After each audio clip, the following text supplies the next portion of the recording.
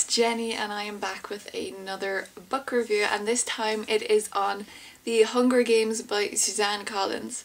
Now, whilst I'm sure you have heard of the Hunger Games, and if you haven't, I don't exactly know where you've been living lately, because it's been, with the release of the film on Friday, well the release is Friday for me anyways. It's all over the TV, and the books before the film have been coming out have been just a huge success, but nonetheless I felt I wanted to put my 2 cents in. So The Hunger Games is a young adult dystopian book, and it is the first in the Hunger Games trilogy. The main characters in this book are Katniss Everdeen and Peeta Mellark, who are living in District 12 in this new sort of civilization, I guess you could say. Where they live is split up into districts, and then there is the capital where all the rich and the government effectively live, and it's called the capital, they're capital people.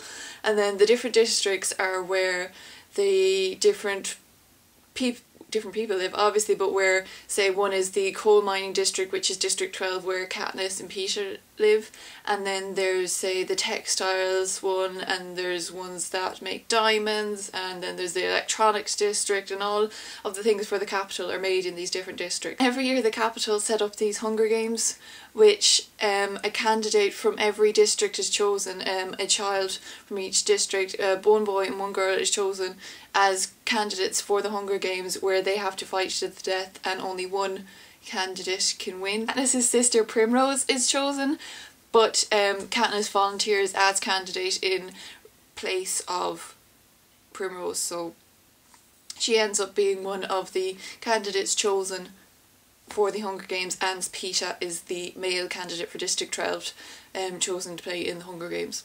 The main reason they do this basically is because the capital, it's a way of enforcing their power over all the people in their districts, that they can take your children and force them into these things, that they have power, and it's kind of a, you will not rebel against us, look at what we can do. So that is pretty much the basis of this book. It revolves around Peeta and Katniss being the candidates in the Hunger Games and fighting for their life against the other candidates from the different districts.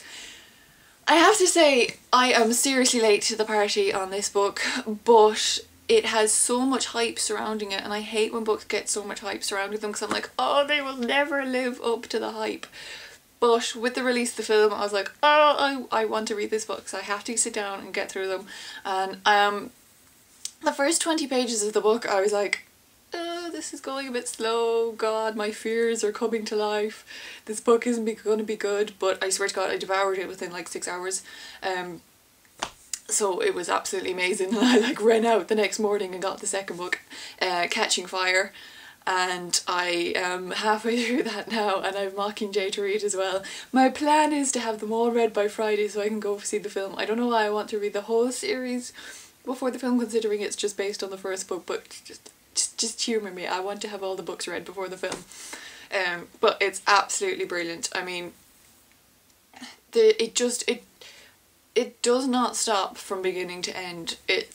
The characters are so well developed. Katniss is such an amazing, strong female character lead in this book, and I mean, they have so many authors that are raving about it. You have like Stephanie Meyer, Stephen King, Anthony Horowitz, and they're saying that how amazing it is, and you can't put the book down, and you actually can't. It's such an amazing series, and Suzanne Collins is a genius for what she's actually created. I am a convert to the Hunger Games. I didn't think I would be, but I totally am, and I'm devouring Catching Fire at the moment. It's brilliant. People keep saying that it is going to be another like Twilight, and there's going to be whole teams, and it's people's latest obsession. I am definitely Team Peeta, just putting it out there. If you've read the book, you know what I mean. Just why is Gale there? Really? Why? I'm not going to say any more, but just read the book. I've never gone to a side so much in my life when reading a book. I was just like, who is Gale? Peeta kicks ass. But anyways, yes.